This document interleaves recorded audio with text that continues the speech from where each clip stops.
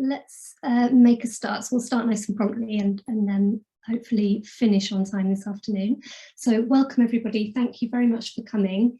I'm Chloe Peacock. I'm a Senior Research Associate and Postdoctoral Fellow in the School of Sociology, Politics and International Studies at the University of Bristol.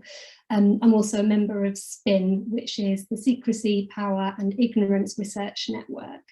It's a multidisciplinary network spanning several institutions based in the southwest of England, made up of scholars at all levels and with a broad set of interests and expertise. All committed to understanding the power of unknowing in different ways. I'm standing in this afternoon for my colleague Elsbeth van Veeren, who's unfortunately unwell and not able to join us. I know that she had really enjoyed reading Emily's book this week and was really disappointed to have to miss today's event.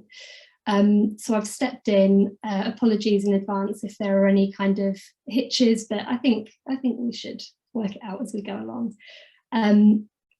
So this afternoon, I'm really delighted to welcome you to the next event in our series, which is funded by and co-hosted with the Southwest Doctoral Training Partnership.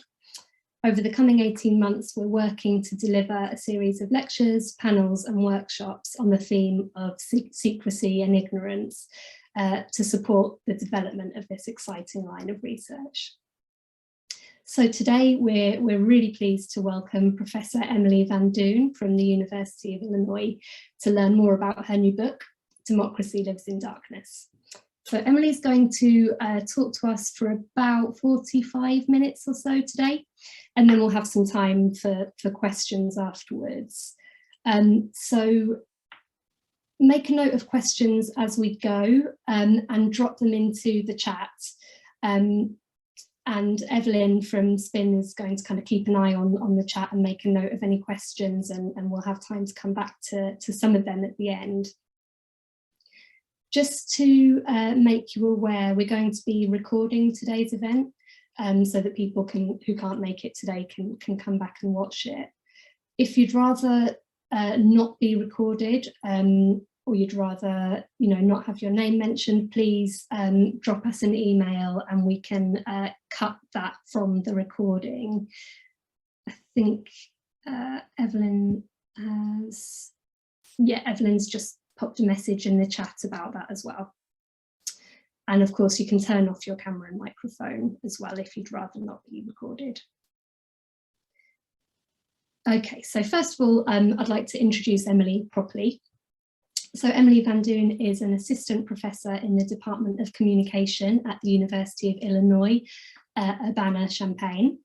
Before moving to Illinois, Emily earned her PhD in Communication Studies at the University of Texas at Austin and completed a postdoctoral fellowship at Stanford University with the program on democracy and the internet.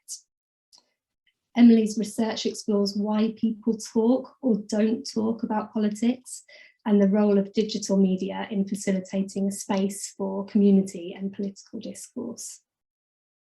She tackles these questions using diverse methodologies, including surveys, experiments, interviews, and ethnography.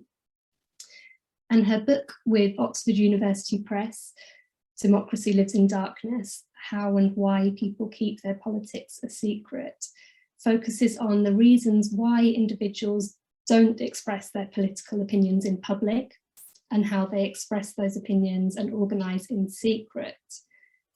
Across 2 years, she follows a secret group of progressives in rural Texas who, out of fear of their conservative community, meet in secret to talk about politics and take political action. Her work is concerned with the effects of social, geographic and political polarisation and how these phenomena threaten liberal democratic norms. Emily, we're really delighted to welcome you and looking forward to hearing more about your work. So I'll hand over to you now. Thanks very much. Thank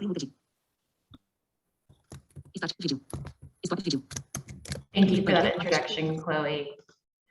I will go ahead and share my screen.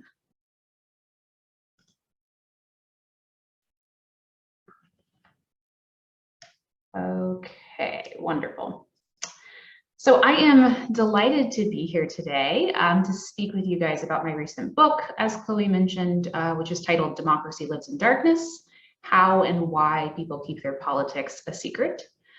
I am a current assistant professor at the University of Illinois Urbana-Champaign in the Department of Communication, where I study political communication and digital media. So it's nice to kind of step out of just the communication world and hear from different perspectives on secrecy. As I'll kind of talk about today, it's not something that is super central to the work in political communication. So I borrow a lot from other disciplines. So I'm eager to hear your feedback. So I'd like to start today off with a story. It is August of 2017, and I am somewhere in the state of Texas. If you have never traveled to Texas in August, I recommend to never do that. It is notoriously the hottest month of the year. This August, I am attending the meeting of a secret political organization in rural Texas, who I have been invited for the first time by leaders of this organization after I've kind of gained access and started interviewing several of the group's leaders. The group is sitting in kind of a semicircle. They're facing the front. They start with a Pledge of Allegiance, and they read aloud a confidentiality agreement that prohibits any of the members from speaking the name of the group or members of the group to anyone outside. Most of the people in this circle and in this group are white women. Most of them are Democrats. Some of them are disaffected Republicans. But what the whole group has in common is that they didn't vote for Donald Trump in the 2016 presidential election.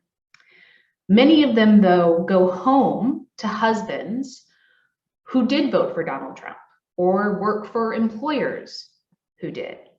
All of them live in a county in the state of Texas that went over 75% for Trump in 2016. So this is the room that I find myself in, and this is the group that is really at the heart of my book, and what led me to start exploring these ideas of political secrecy and political expression more broadly. The book has a lot more than what I can cover here.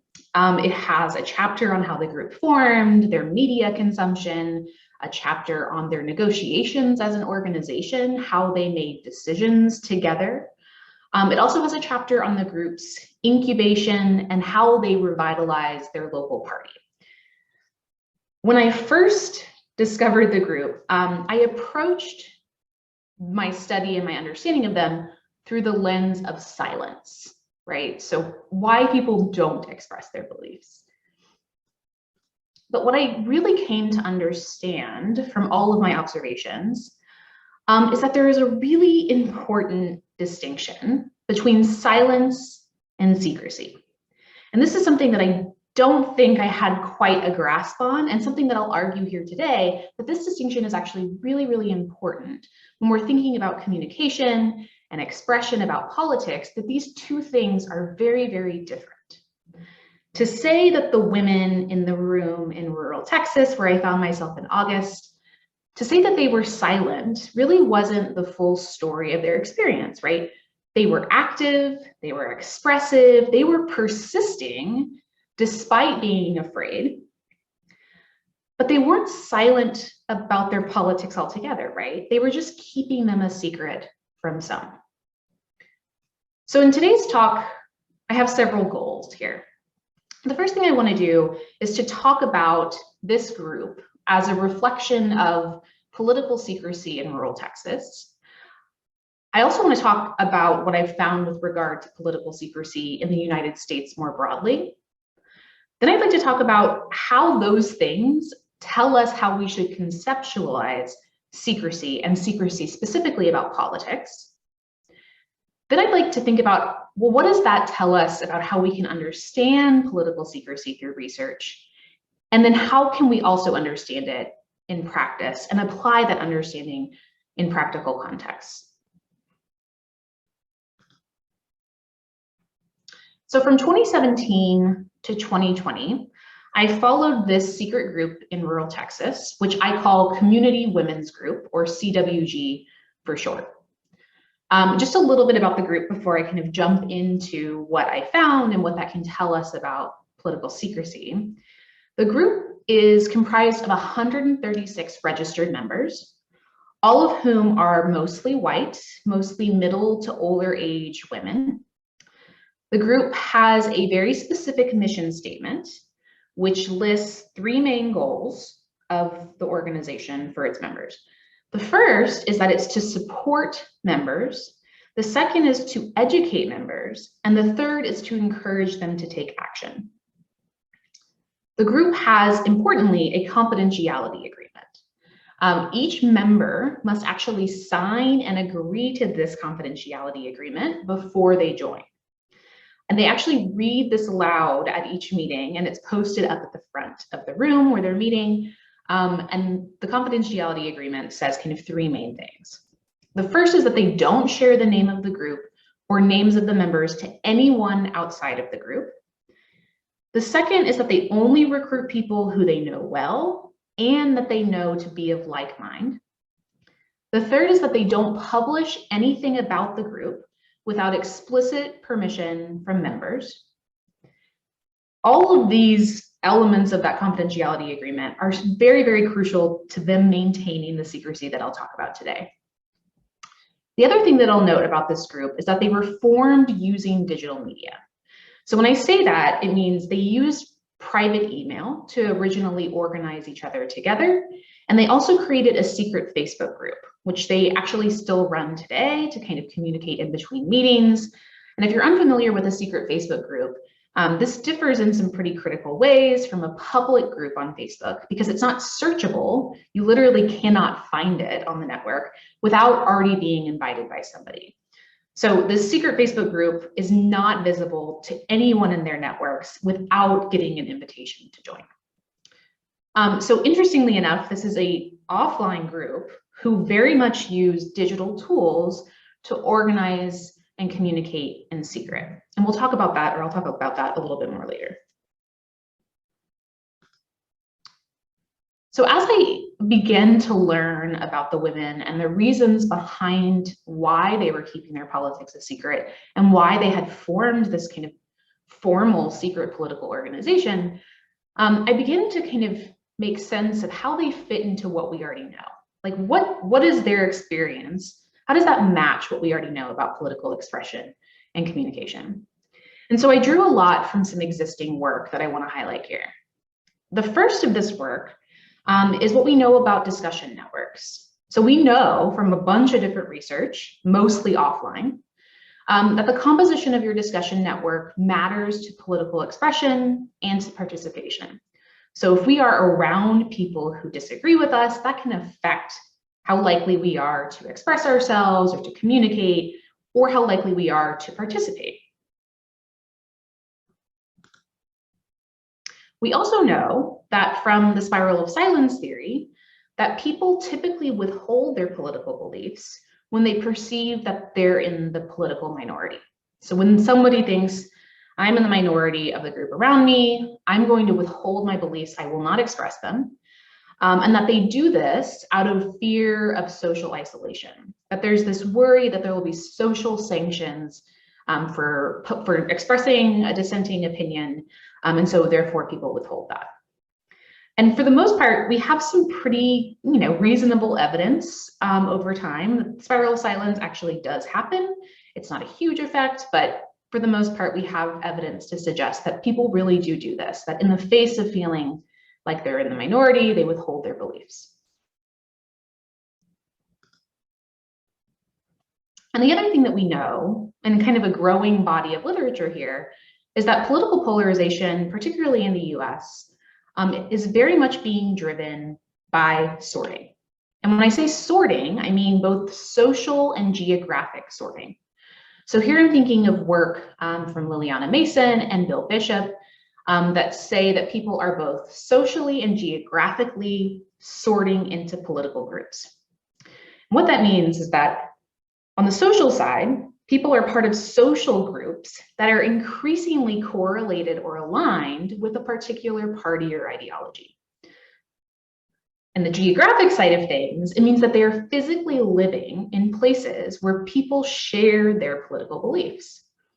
And so both of these things, when we're surrounded by people in our social groups who support our politics, and we're physically surrounded by people who support our politics, creates a situation of risk, that there becomes this kind of risk to expressing political dissent, and that this isn't just for people on the extreme, right? The far right or the far left, but even mainstream partisans. So my argument today is not just that this is happening, secrecy driven by polarization and sorting is happening for those on the far right or far left, but people who are pretty average Democrats or Republicans in the United States. So as I spoke to the women over the years, I approached my understanding with those literatures, right? That idea that we are driven by those around us in our social groups and our geographic groups, and that affects what we do and what we say. And as I heard the women talk a little bit about why they wanted to keep their politics a secret, or why they joined a secret political organization, I found that the fear that they talked about did kind of reflect some of the stuff that we already know. So I did see that for the most part, the women expressed some fear of social isolation for expressing public dissent. So they did express this kind of spiral of silency reaction to not wanting to express themselves out of fear that they would be socially isolated.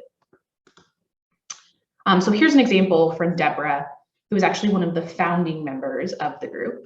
And she told me she's avoided getting involved in politics here. She was an election judge for the Democratic Party for like 12 or 13 years, but that people started to come into the voting hall and they would see her at the Democratic table and they started to be rude to her. And so that did affect, how willing she was to be engaged. And she said she kind of laid low after that.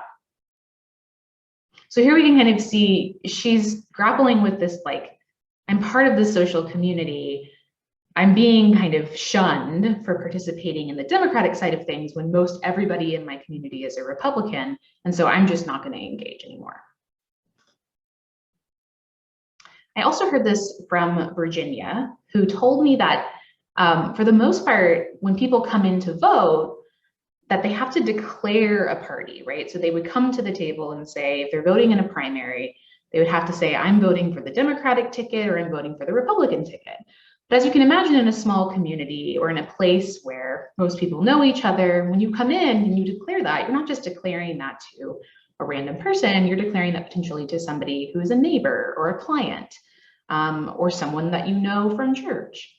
And so this becomes actually quite an outing thing. And actually they use that language in terms of outing themselves as Democrats to their community. And she told me that because people were so worried about being seen as a Democrat from people in their community, that many of them voted absentee. So they actually submitted by mail their preferences for voting, so they didn't have to go and have this kind of like social unveiling of their party.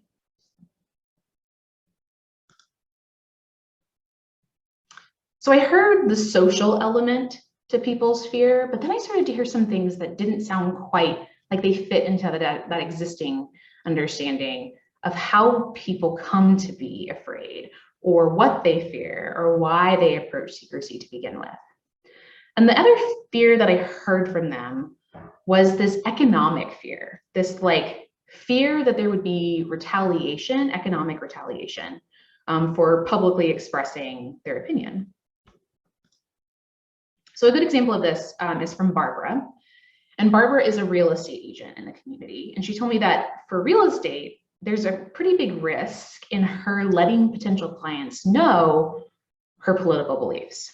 And so she said she just kind of picks and chooses her battles, and she just doesn't let anybody know her political beliefs because it's not worth it. She really envisions that clients could potentially not work with her or retaliate against her for expressing her beliefs. I also heard this from Roberta, who actually owns a local business in town. And she told me that she thought if she let people know she was a Democrat, or if she let people know her beliefs on politics, which were different from the majority, that she would have some type of, retaliation taken after the business.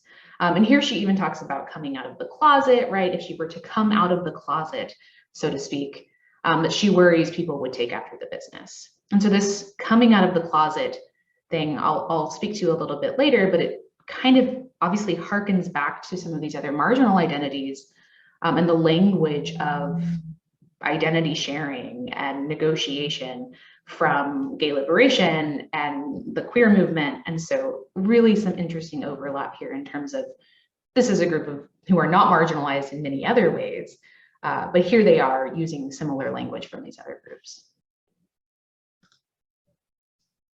So the last fear that I heard was probably the most striking, and it's something that I didn't quite anticipate when I found this group, that there would be an actual fear of physical retribution or violence for their expressions of dissent. And some of this ranged from having something vandalized, whether that was their car for putting on a bumper sticker, a yard sign, to actually having their property shot at or being run off the road for having a bumper sticker on their car. And so this is something that I didn't quite expect.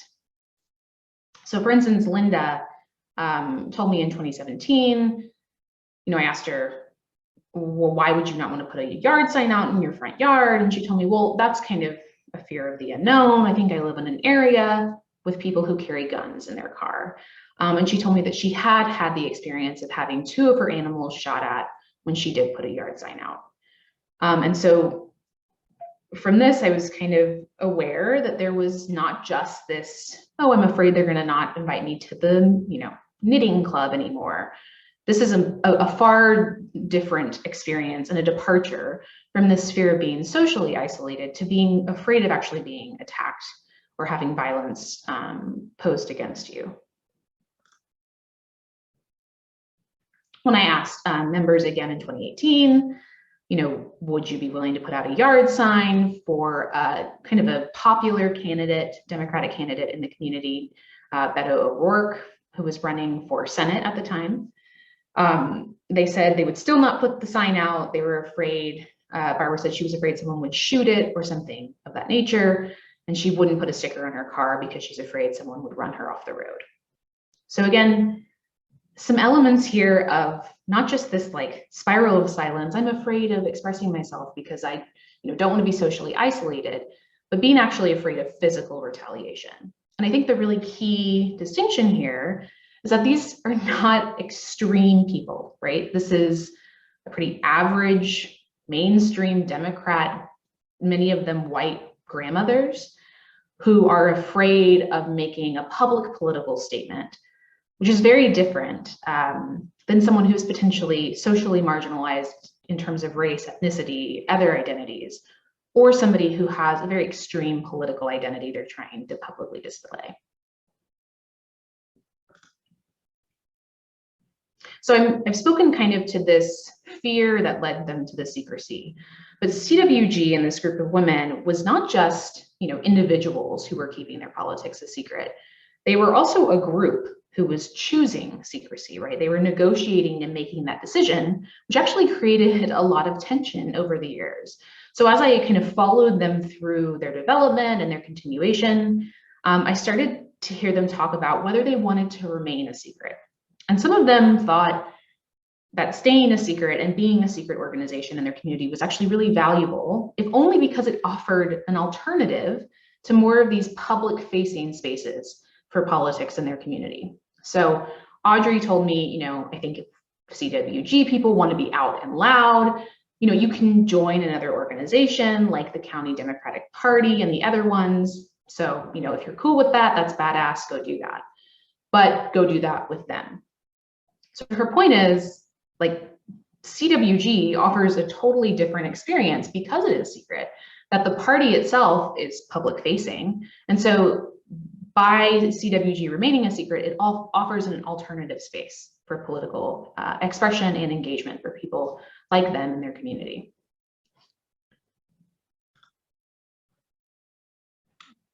So on the one hand, there were those people who really wanted to stay a secret. There were also people who wanted to go what they would say public, right? So that they should maybe take their beliefs to those in their community to let people know who is in this group. And a lot of this was driven by the idea that they would be able to gain power if they were to expose who was in the group to the people in their community. So one of my favorite quotes is from Nancy. And she told me she was very much against the idea that the group would be secret, that she really wanted to be out there and to tell the people in their community they were Democrats. And she said, well, wait, we're a room full of influential women in the county, and we should say that. We should be public and stand up and say, hey, look, it's me, I'm your neighbor, and I'm not some commie. So to her, there was some power in this like interpersonal contact that potentially could change the mind of people in their community, or at least kind of soften them, right, to the fact that there are Democrats among them.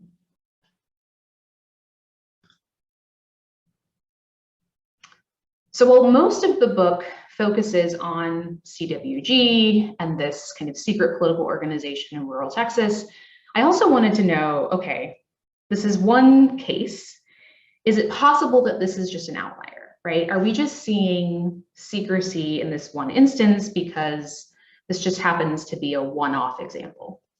So what I did was I also surveyed a representative sample of US adults, and I asked them two key questions that would get at some of the same things that I was hearing in CWG.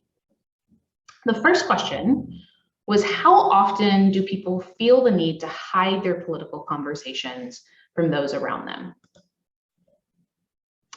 And what I found was that 22% of Americans said they feel the need to hide their political beliefs or conversations, at least sometimes, from those around them. So if we think about this number, it's actually quite large. Like, it's a reasonable number of people who are saying they feel the need to hide their political beliefs. The second question that I asked is I asked people if they had joined a private group in person or online to secretly discuss politics. And I found that 9% of people, of Americans, had done this in the past 2 years. So interestingly enough, there were no major differences across party. So in other words, Democrats and Republicans in the US were equally likely to say they felt the need to hide their political beliefs, or that they had joined a private group online or in person. So what this told me is that this isn't explained by some national phenomenon, right? That, well, maybe Republicans are just scared, or maybe Democrats are just scared. And it told me that actually it has no difference nationally what's happening, but that it probably has something to do with the context in which people are in. So this also told me that, like CWG, the survey data says that people feel the need to withhold their beliefs, but that there are still those that strategically express them in some contexts and not in others. So from these experiences, I made kind of 3 deductions here. One is that fear is contextual, right? That the risk to expressing yourself is not equal across contexts. A Democrat in rural Texas faces a different level of risk in expressing their beliefs than a Republican does. This also tells us, because fear is contextual, that secrecy is contextual, right? That people's choice to hide their conversations or behavior, which is driven by fear and stigma, is dependent upon where they are. So we might expect that if the Democrat in rural Texas is experiencing greater fear of expressing their beliefs, that they're also more likely to engage in political secrecy because of that contextual fear. And kind of the inverse of that, right, is that secrecy is contextual, but so is expression. that if we just think about expression as a blanket across all contexts, that we're really missing the layers there, right? That people have a choice of where they get to express themselves. And in some instances, they may engage in secrecy, and in some instances, they don't. And so we need to think about expression, not just as this aggregate thing that people do equal across all contexts, but that it's actually really very much embedded in where people are and the fear that they experience in those contexts.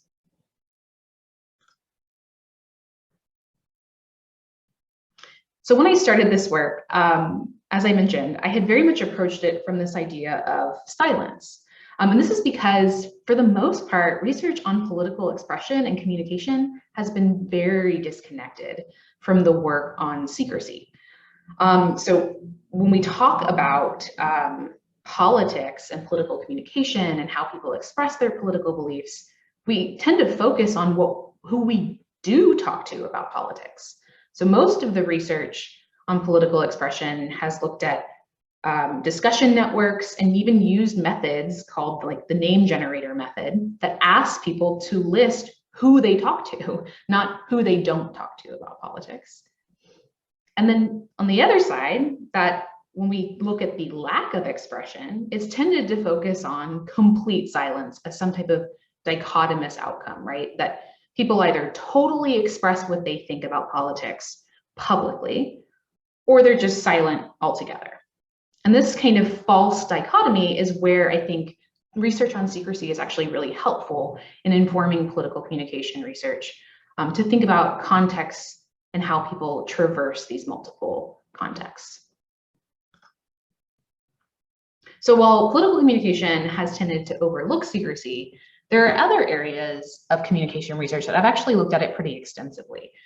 So interpersonal communication has really done a lot of work on secrecy and interpersonal relationships, like romantic relationships and family relationships. They've defined secrecy or secrets as information that's purposely hidden or concealed. They find that people may keep interpersonal secrets as an effort to kind of bond or maintain privacy, but that secrecy tends to hurt interpersonal relationship satisfaction as well as interpersonal trust. And so the research on interpersonal secrecy is actually a really strong line of looking at how people manage information and identity, except it's not specific to politics, right? Another area of work that is actually really helpful when we think about secrecy is work from sociology. And they have been thinking about secrecy back to foundational work from Semmel around how people coordinate secrecy with others. There's also some work around covert or secret networks and how we can kind of define secret networks or covert networks, which, to sum up, is really hard because there's different levels of coordination. And so it's hard to know exactly like what is covert or what is secret. Some work from Craig Scott, if you're not familiar, he's an organizational communication scholar, has kind of tried to classify secret networks along continuum. But again, it's hard because some of these examples are, very specific, and it's hard to know the degree to which a group is coordinating together and what level of secrecy they engage in. We also know that secrecy tends to hurt organizations. There's something called the secrecy efficiency trade-off, so that because these are secret groups, they're inherently limited in their ability to recruit or to engage in outreach. And this is something I certainly saw happening with CWG, and something that I speak to a little bit more in the book. So while interpersonal communication and sociology have really dove into secrecy as a concept and as something to explore specifically related to how people coordinate around politics, political communication research has tended to just kind of step around that term and not really engage with secrecy as a concept. So we have some research on how elites may use secrecy to disguise their goals or cover up their behavior. I'm thinking even here of work from spin researchers who are looking at international security or cybersecurity and how elites use secrecy to kind of manage information and identity. On the mass side of things, we have research that tells us that people who are socially or politically marginalized are likely to engage in secrecy. And this is kind of the foundation of marginalization is the foundation of secrecy, right? I'm thinking of work of from Scott on the antebellum South, work from the gay liberation movement. So these socially marginalized identities are very much rooted in the history of secrecy and why people feel the need to engage in it. And it's certainly something I see reflected in the experiences of CWG, right? Like even just how they talk about coming out of the closet as a Democrat kind of harkens to those same origins of secrecy amongst marginalized communities.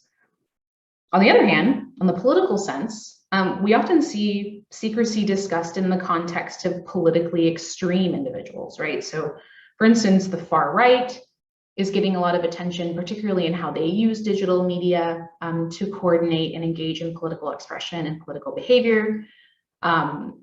Yet in the case of CWG and in the argument in my book, that marginalization is not limited to people on the far right or the far left.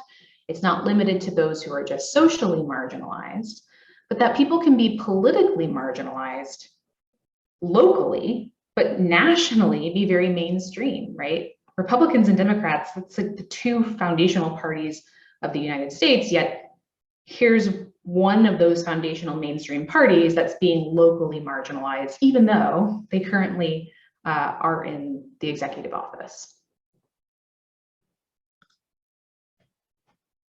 So as I tried to kind of grapple with these ideas of how we can think about political silence versus secrecy, it struck me that really the difference between these two is that one of them is found, right? In other words, that people may appear silent in one context, but that doesn't mean that they're silent in all contexts. That just because we cannot see the political expression doesn't mean it isn't there. And so my goal from the book and from the data that I kind of discussed was to come up with a phenomenon that can help us account for how people traverse these contexts. So in the book, I pose this idea of network silence, which says that people strategically express or withhold their beliefs in some contexts and not in others. And this is rooted in the idea that people are part of multiple communities and multiple networks. And from this, I draw from the sociological research of Barry Wellman with his theory of networked individualism. And from being part of multiple networks and communities, it's given individuals choice, right? We get to decide, well, I think I'll express myself to my coworkers because I feel like they share my beliefs, but I won't express myself to my family because they don't share my beliefs. And so the choice of selecting a network is really key to where we experience fear and where we don't. So I may choose to express my beliefs to my coworkers because I'm not afraid they're going to ostracize me for being a Democrat because they are also Democrats, right? Whereas I may choose to not express myself to my family, even though they're my family. I fear some type of retaliation for expressing a different opinion from them. And this all brings us to the idea that we get to be strategic, right? We get to decide where we express ourselves and where we don't, and that secrecy can be really helpful in keeping us kind of compartmentalized in those groups. So my argument with network silence is not that we have all the answers to why and how people express their beliefs in one context and not in another, but that we need to know about both spaces, right? If we want to know why people express themselves and why they don't, then we need to know not just about the places where they do express themselves, we also need to know about the places where they don't and the differences between those two.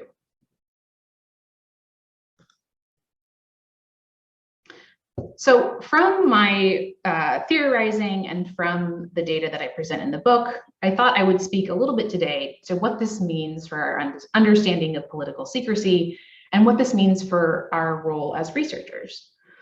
So one of the things that kind of pops up for me here, as I mentioned earlier, was that secrecy exists both online and offline. But these two things are not independent, right? CWG had a secret Facebook group, but met offline. And oftentimes we approach research thinking about these two things as distinct. You either study digital media or you study offline contexts. But in reality, they're really interdependent. And in fact, there really are instances where people use digital media to afford them privacy they can't get offline. And that makes these kind of boundaries between these two spaces really blurry, and kind of should ask us to think about how we're approaching research to make sure we're not just looking at online or just looking at offline, but how these two things can kind of interact together. It's also true that secrecy depends on collaboration and agreement, right? CWG consistently negotiated and frequently revisited the idea that they would be a secret organization, which means we really need to understand how people interact and come to decisions together, right? A lot of research has focused on networks of secret or covert organizations, but misses the actual communication between people in those organizations. So we need to know not just who's involved and how they build a network, but what happens within the network or the community itself.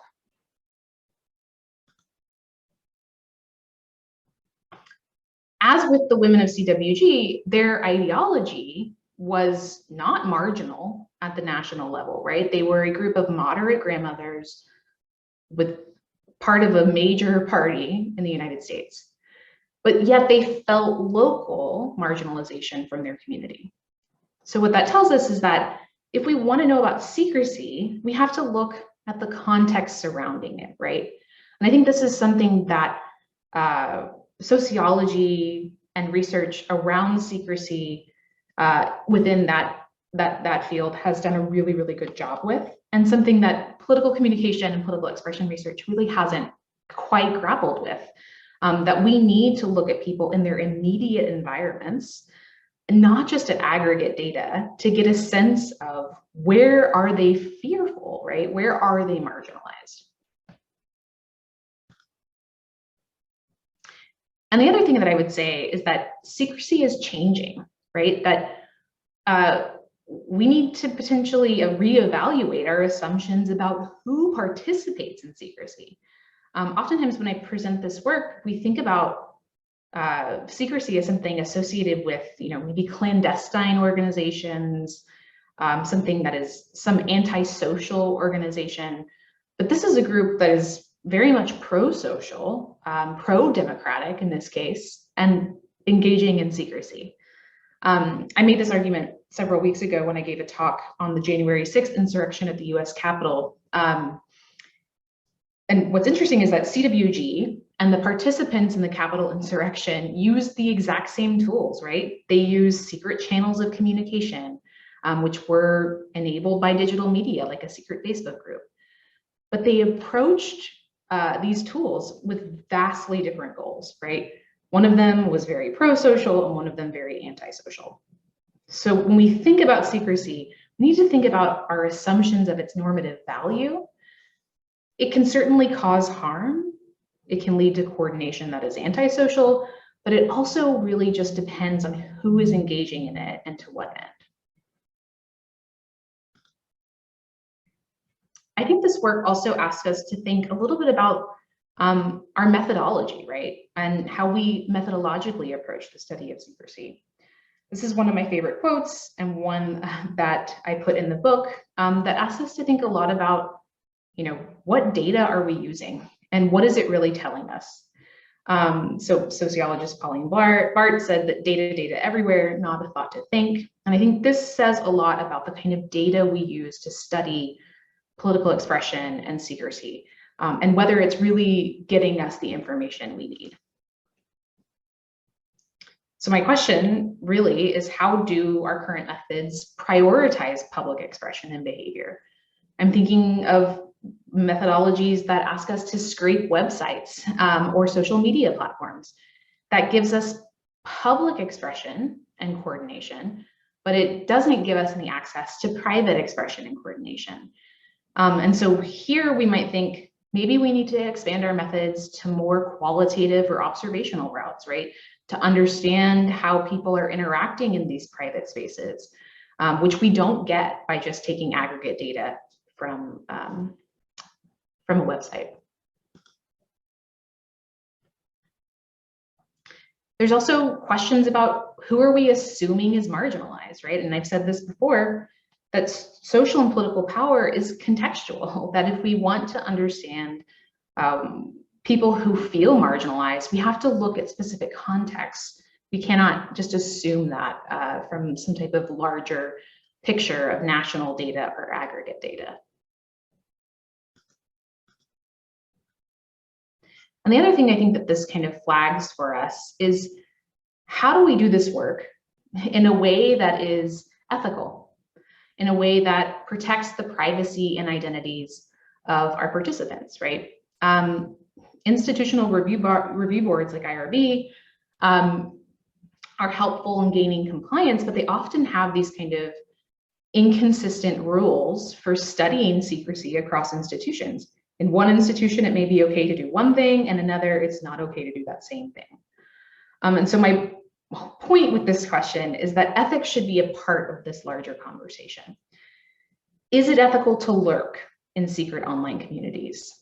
Do we have an obligation to identify ourselves? I think political communication and political science research has been really guilty of overlooking ethics in these conversations. And that needs to be central to this, particularly as our ability to access secret spaces for communication are expanding, right? As digital media makes that potentially easier to find or to collect data from these spaces, we need to be thinking about privacy and ethics alongside that.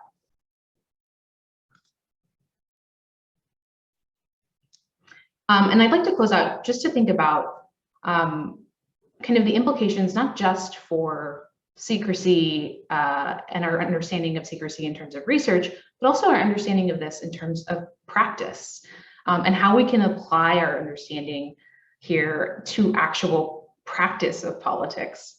If you have not read the book Politics at the Margins by Susan Herbst, I highly recommend it. It looks at the historical and contemporary alternative and counterpublics kind of through the lens of Habermas.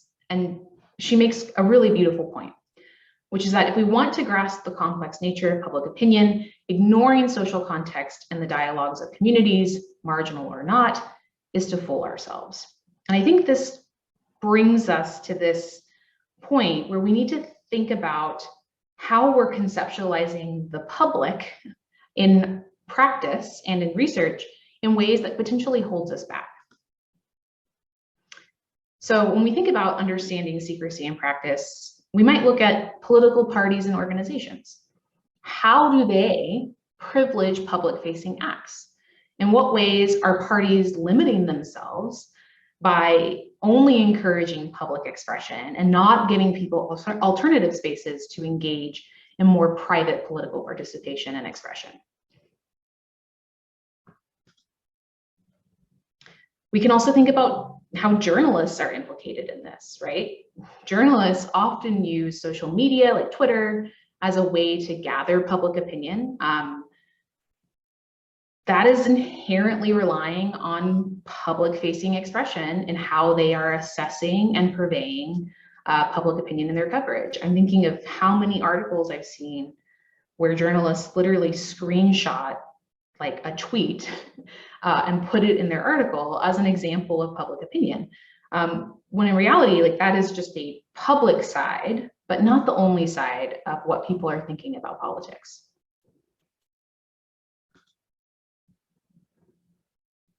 And the last kind of implicated group that I'll speak to here is the role of platforms. And this is something that I think I've started to grapple with a little bit more, but it's certainly we need more work on, which is the role that platforms play in mediating secrecy, right? How do platforms create spaces for secrecy? If they are facilitating it, then what does that mean for who participates in secrecy and who's allowed to have a secret political engagement? And also how they participate, right? The structure of the platform, the space itself. What are the effects of being part of these platform mediated spaces, secret spaces, for what people do in other contexts, right? By being part of a secret political organization on Facebook, does that affect your behavior in other contexts? And you know, for the platforms themselves, if they are facilitating secrecy, what obligation do they have to monitor, to challenge, to protect the people who are using these spaces for expression and for coordination? So I will close there, and I look forward to your questions. Thank you so much, Emily. That's a really rich and fascinating talk and raises so many important questions. Okay, I can see that we've got some questions in the chat already, so that's great. We've got about 8 or 9 minutes. Perhaps we'll take 10 minutes, and if people need to leave at 4 on the dot, then please do. Okay, so let's have a look. A question from Anna. Okay, so a question here about the kind of gender breakdown in your survey data. So Anna says, of the 22%, the 9% who feel the need to keep their politics private, do you know how that was gendered? Was there a kind of a gender dynamic in that group who said that they kept their politics secret? Yeah, this is a great question, because it was a hypothesis that I had that there would be differences across these things. And I didn't find it. Like, there was nothing consistent within gender, race, party, no consistent differences in who was reporting this. When I did measure fear of social isolation using some of the scales from spiral of silence theory.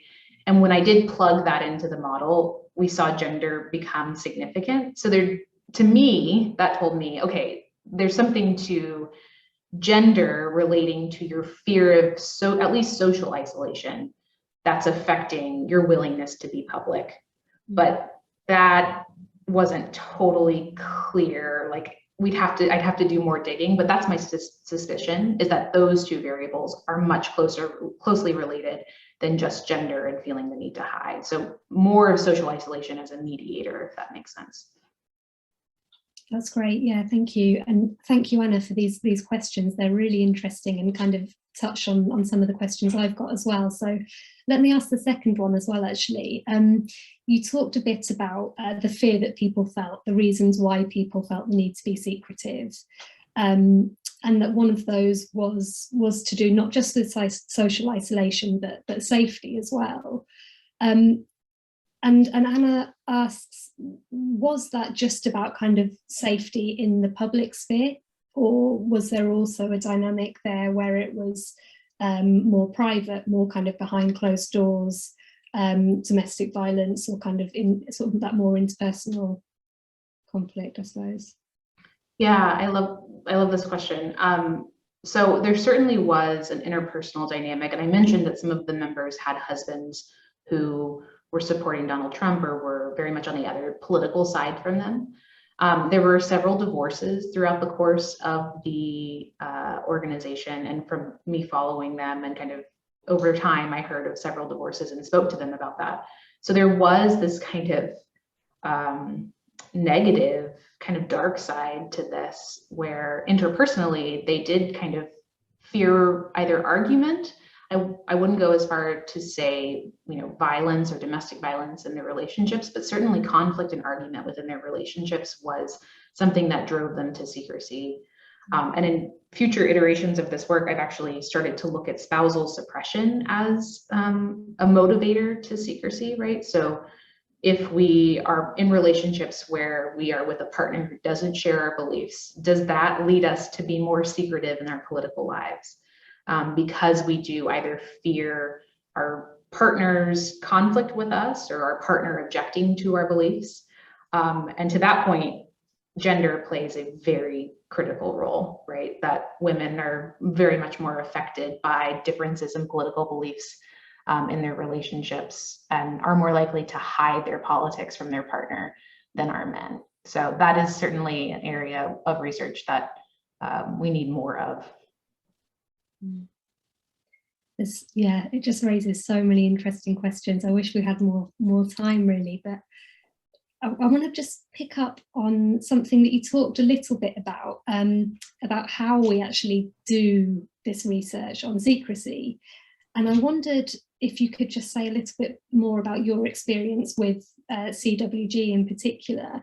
You're looking at a group that by definition almost is closed and is private.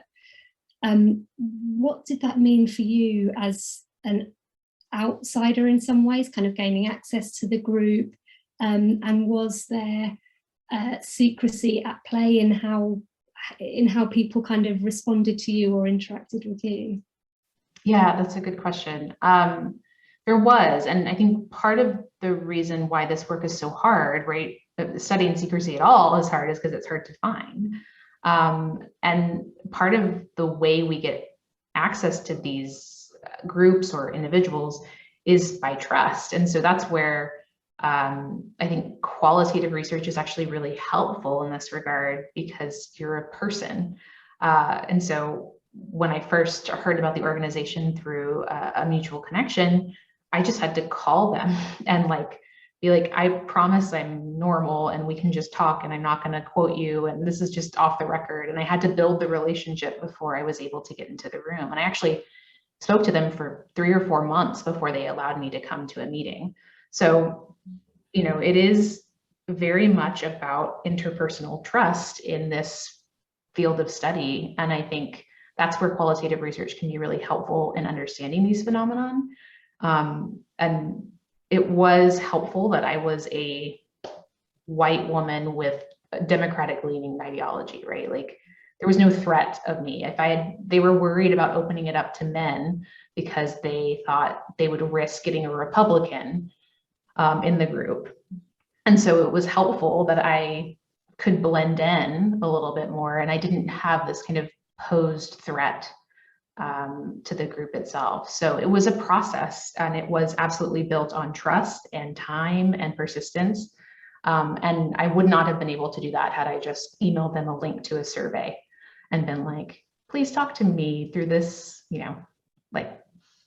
15-minute survey and then ended it there. It wouldn't have been as rich and I would not have been able to have this longitudinal understanding of their experiences. Yeah, I think there's some really interesting questions around methodology there as well.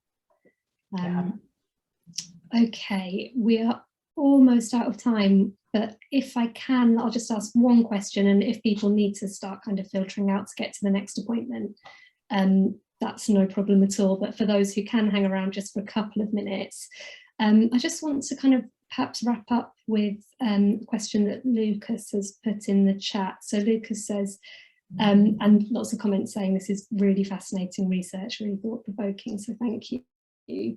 I'd like to ask about the normative implications of the research. So doesn't democracy depend on deliberation? Are we at risk of locking people even more inside their ideological bubbles? How to balance the understandable need for secrecy with the democratic need to debate politics? Yes, I love this. Totally, right? This is a very messy normative implication. The answer is not secrecy is it. It's great. Everyone should do this, right? Because in the book, I have a whole chapter on there were really two sides of this. One, it insulated the women. It made them want to get divorced from a husband who shared different political beliefs from them because they were fired up about feeling, like they were in the minority.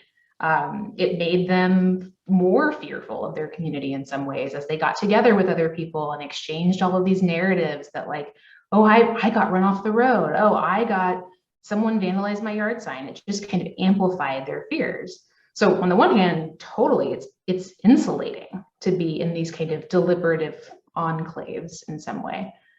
But on the other hand, it actually was really incubating. So for many of them, being part of this group gave them a sense of power. What they would say is they came out as Democrats to their community. They joined the party. They participated in public political acts. So there's no real like, oh, this is normatively a great thing, or this is normatively a bad thing. It can do both. It can insulate and it can incubate. And so I think this idea of really we want people to be out there is absolutely true. We want people to be public and deliberating, and the public element of expression is super important to democracy. I think my argument would be, in some ways, this may be the way we get there, right? That if people start in these secret groups, if they have a place that feels safe to learn about politics, to practice talking about politics, that we might see them be more likely to be public in their deliberation. That maybe this is the kind of middle ground between those two. Great. Well, that feels like a nice place to wrap up, I think. So thank you so much again, Emily, for a really fascinating talk. Thank you for everyone who's asked questions. I'm sorry we didn't get around to all of them, but yeah, I think we've had some really interesting discussions. So thanks very much, everyone, and see you soon.